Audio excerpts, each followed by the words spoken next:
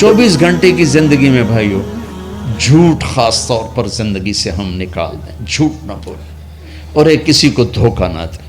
میرے نبی نے فرمایا میرا امتی ہر گناہ کر سکتا، دو نہیں کر سکتا، ایک جھوٹ کبھی نہیں بولے گا، ایک دھوکہ کبھی نہیں دے گا۔ تم جھوٹ نہ بولیں، دھوکہ نہ دیں، ظلم نہ کریں، زیادتی نہ کریں۔ ظلم و زیادتی سے اللہ کا غضب حرکت میں آ جاتا ہے۔ میرے نبی نے فرمایا من آذا ذمیا فقد آذانی، جس نے کسی غیر مسلم کو بھی دکھ پہنچایا تو اس نے مجھے دکھ پہنچایا۔ جس نے کسی غیر مسلم کو دکھ پہنچایا اس نے مجھے دکھ پہنچایا۔ میرے نبی نے تو اپنے ساتھ رہنے غیر مسلموں کے ساتھ اتنی رحمت للعالمین کا ثبوت دیا۔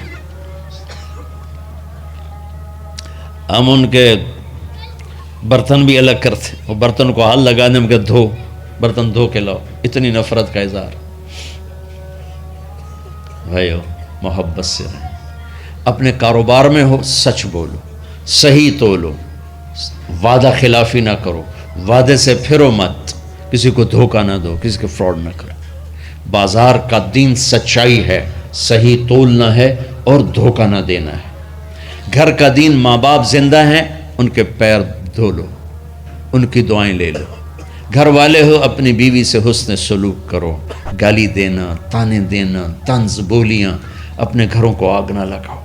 ہمارا جوائنٹ فیملی سسٹم ہے، ماں باپ کو اپنا مقام دو، بیوی کو اپنا مقام دو۔ ہمارا سسرالی معاشرہ ظالم ہے، درد سے کہہ رہا ہوں ظالم ہے، ہمارا سسرالی معاشرہ ظالم ہے، چاہے دیندار کہلاتے ہوں، چاہے دنیا دار کہلاتے ہوں، چاہے پڑھے لکھے کہلاتے ہوں، چاہے ان پڑھ کہلاتے ہوں، ظلم ہے۔ میں کہاں سے اس کی تعویل کروں؟ اگر ماں باپ کی طرف سے زیادتی ہے اپنی بیوی کو بچاؤ، اور کہیں بیویاں ایسی زوردار ہیں کہ وہ گھر کو آگ لگانے پر آئی ہوتی ہیں، اگر بیوی زیادتی کرے تو ماں باپ کو بچاؤ۔ یہ تمہارا کام بیچ میں ایک پل بننا ہے، دونوں رشتوں کو جوڑنا ہے۔ جس طرف بہنوں کی طرف سے زیادتی ہے بیوی کو بچاؤ، بیوی کی طرف سے اپنے دوسرے رشتوں کو بچاؤ۔ ہم اس میں افراط ہوتا یعنی کمی زیادتی کا شکار ہیں۔ کچھ ماں باپ کے پریشر میں بیویوں پر ظلم ڈھا دیتے ہیں، اور کچھ بیویوں کے پریشر میں ماں باپ کو ذلیل کر دیتے ہیں۔ یہ دونوں انسانیت سے دور کی چیزیں ہیں۔ بھائیو اپنے نبی کی زندگی پڑھو اللہ کو۔ میرے نبی کی ایک حدیث سناؤں، میرے نبی نے فرمایا یہ جو میرے مدینے والے لوگ ہیں نا، یہ بڑے اچھے ہیں۔ ان کے گھر میں جب کسی کی ڈولی اترے نا تو اسے یوں لگتا ہے جیسے میں اپنے ماں باپ کے گھر ہی آ گئی۔ یہ چند دن پہلے میں نے حدیث پڑھی تو مجھے بڑا مزہ آیا کہ میرا تو مستقل مضمون ہے، بیان کرتا رہتا ہوں۔ آپ نے فرمایا کہ یہ جو میرے انصار ہیں مدینے والے، ان کے گھر میں کسی کی ڈولی آ جائے تو اسے یوں لگتا ہے جیسے اس کو اپنے ماں باپ اور ساس سسر میں کوئی فرق ہی نہیں نظر آتا، کہ یہ ایسے اچھے اخلاق کے لوگ ہیں۔ چلو اگر یہ نہیں ہو سکتا تو کم از کم یہ نفرت تو نہ ہو، لگائی بجھائی، لڑائی جھگڑے، طلاقوں کی شرح بڑھ چکی ہے صرف زبان کی بدتمیزی پر، صرف زبان کی بدتمیزی پر، صرف زبان کی بدتمیزی پر طلاقوں کی شرح بڑھ چکی۔ بھائیو اپنے اخلاق سے، اپنے اخلاق سے اپنے رشتوں کو جیتو۔ ماں باپ کا دل جیتنا ہے، بہن بھائیوں کا دل جیتنا ہے، اپنی بیوی کا دل جیتنا ہے اچھے اخلاق کے ساتھ۔ بیوی کے ذمہ خاوند کا دل جیتے اچھے اخلاق کے ساتھ، ساس سسر کا دل جیتے اچھے اخلاق کے ساتھ، اپنے بہن بھائیوں کا دل جیتے اچھے اخلاق کے ساتھ۔ میرے رب کی قسم تم چپ رہنا سیکھ لو، عزت تمہارے قدموں میں آ کے گرے گی۔ جواب نہ دو، چپ ہو جاؤ، اللہ عزت تمہارے قدموں پہ لا کے کھڑا کر دے، تمہارے قدموں میں آ کے اللہ عزت کو گرائے گا۔ اولاد کو عزت دو، اولاد کو عزت دو، اولاد کو عزت دو، ان کو ٹائم دو، پھر یہ ساری زندگی تمہارے غلام بنیں گے۔ 3 سال کے بچے کو اسکول میں دھکا دے دیا، آیا تو ٹیوشن والے کے پاس بھیج دیا، اور خود اپنے مزے کیے، تو یہ اولاد کبھی تمہاری نہیں ہوگی۔ انہیں ٹائم دو، اور اولاد کی خواہشات کا خیال کرو۔ ان پر ایسے ماں باپ ہونے کی ایسی دھونس مت جماؤ۔ آج کل اولاد نافرمان ہے، آدھا قصور ماں باپ کا ہے، آدھا اولاد کا ہے، کہ یہ وہ شفقت اور وہ محبت اور وہ ٹائم نہیں دیتے، اس سے آگے بات خراب ہو جاتی۔ اور ایک بڑا حساس موضوع ہے، رشتے ناتوں میں اولاد کی رعایت کرو۔ اپنی اولاد کی پسند ناپسند کا خیال کرو، ان پر مسلط مت کرو۔ اولاد سے کہتا ہوں کورٹ کی شادیاں نہ کرو، عشق معشوقی کی شادیاں نہ کرو، یہ 99.9% ناکام ہو جاتی ہیں۔ زندگی اور چیز ہے، عشق معشوقی اور چیز۔ اپنے ماں باپ کی دعائیں برکتیں لے کر شادی کرو۔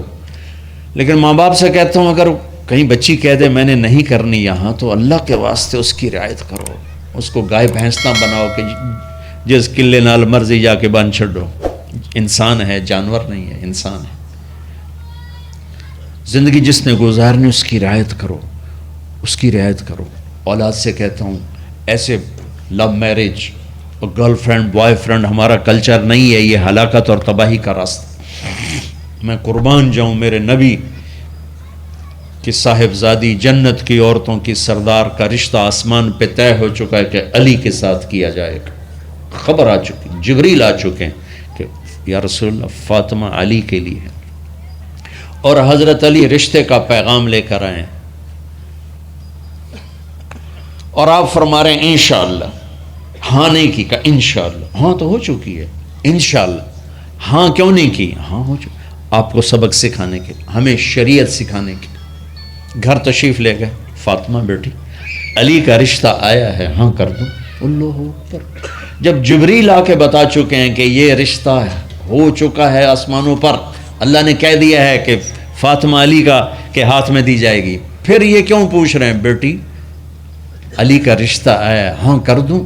ہمیں سکھانے کی کہ کتنی بچیاں سسک کے زندگی گزار دیتی ہیں، ماں پیو زبردستی کر دیتے، کتنے بچے سسک کے زندگی گزار دیتے ہیں کہ ماں باپ زبردستی کر دیتے۔ بھائیو اللہ کے واسطے شریعت پڑھو، دین پڑھو، نبی کی زندگی پڑھو۔ حضرت فاطمہ رضی اللہ تعالیٰ عنہ کا انکار کرنا تھا، کیا خیر آج کل کی شریف بچی بیچاری چپ کر کے کہتی ٹھیک ہے جی میں ماں پیو دی مرضی۔ تو فاطمہ جیسی ہستی کوئی تصور کر سکتا ہے؟ کہیں گی نہیں، وہاں سے اقرار ہی تھا، لیکن ہمیں پیغام دینا تھا، سکھانا تھا کہ یا رسول اللہ جیسے آپ کے بس علی جاؤ لوگوں کو بلاؤ۔ پھر لوگوں کو بلایا، پھر آپ نے نکاح پڑھایا، پھر رخصتی ہوئی، بلا کر کے آپ نے فاطمہ کا ہاتھ پکڑا اور یوں علی کے ہاتھ میں دے کر کہا علی تمہیں نبی کی بیٹی مبارک۔ اور پھر فرمایا فاطمہ مجھے جو سب سے زیادہ محبوب تھا میں نے تیرا ہاتھ اس کے ہاتھ میں دے دیا۔ بھائی اللہ کے واسطے اپنی قومی زندگی سے نکلو، رواجی زندگی سے نکلو، پنجاب کی زندگی، پٹھانوں کی زندگی، بلوچوں کی زندگی، سندھیوں کی زندگی، یہ بت ہیں، ان کو توڑ کے نبوت والی زندگی، نبوت والی زندگی، نبوت والی زندگی وہ اختیار کریں گے، ہماری عورتوں بھی سکھی، ہمارے مرد بھی سکھی، ہماری اولاد بھی سکھی۔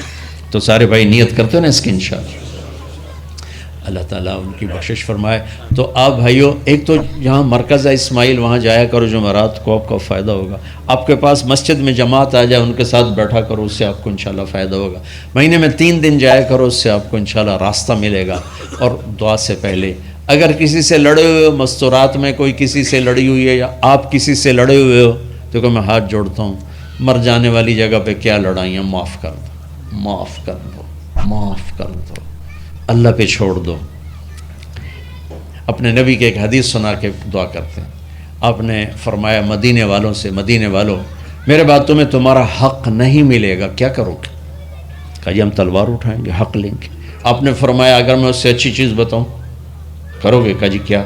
کہا حق کے لیے لڑائی نہ لڑنا، چھوڑ دینا، اور حوض کوثر پہ آ جانا، سارے پورے کروا دوں۔ اب یہ وعدہ مدینے والوں کے ساتھ نہیں ہے، یہ وعدہ ہر اس امتی کے ساتھ ہے جو جھگڑے سے بچنے کے لیے حق چھوڑ دے۔ اپنا حق لو، کوشش کرو، لیکن اگر لڑائی کی شکل ہے واپس ہو جاؤ کہ یا رسول اللہ آپ کے حوالے۔ آپ نے مدینے والوں میں ہمیں بھی شامل کیا ہے، جس کا حق مارا جائے اور لڑے نہیں، چھوڑ دے، صبر کر جائے، میرے انتظار کر آنکھیں بند ہونے کا کہ میرا نبی تیرا وکیل ہوگا اور اللہ جج ہوگا، ان ویکھیا فیصلہ کہندہ ہوندا ہے۔ پھر تم اپنے حبیب کو اپنا وکیل بنا لو۔ اب معاف کر دو، عورتیں بھی معاف کر دیں، آپ بھی معاف کر دیں، گلے لگو، امت بنو، محبت سے رہو، کیا 4 دن کی زندگی میں نفرتوں کی آگ بھڑکانا، محبت کے پھول بکھیر کے چلے جاؤ، کیا ظلمتیں پھیلانا، اپنے حصے کی شمع جلا کے چلے جاؤ۔